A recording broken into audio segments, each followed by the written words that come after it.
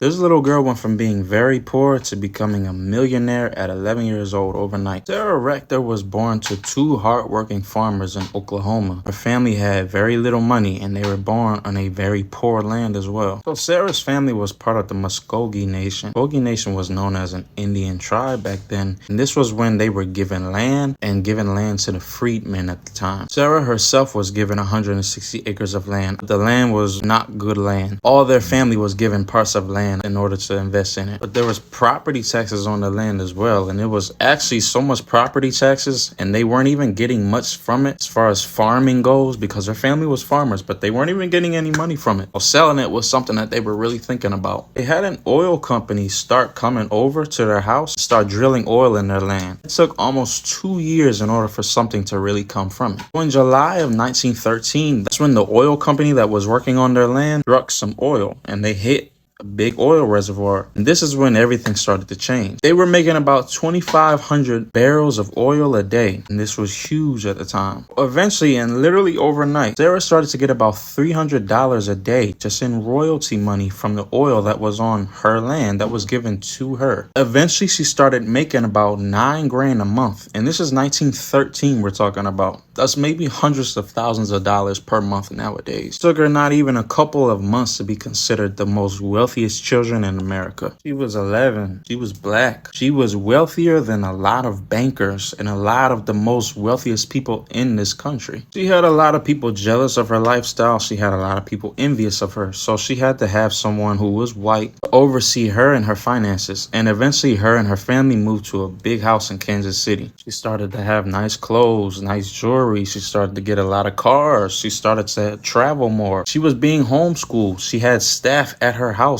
She was getting letters from everybody around the country. She was very famous and very known. She was even getting marriage proposals from men, just wanting to get access to her money, of course. Eventually, Sarah went and got married to a man, and they had about 3 kids. They were married for a good amount of time, but eventually they got divorced. Sarah went and gotten herself invested in certain things. As time went on, the royalties from her oil did eventually start to decline. She was smart with her money and would invest it a lot in her lifetime. She actually had winded up dying on my birthday in 1967 also. She showed that ownership and having ownership in things does not matter about who you are or where you come from. As long as you have ownership in things, you will always be able to succeed in this country, regardless of what your background is.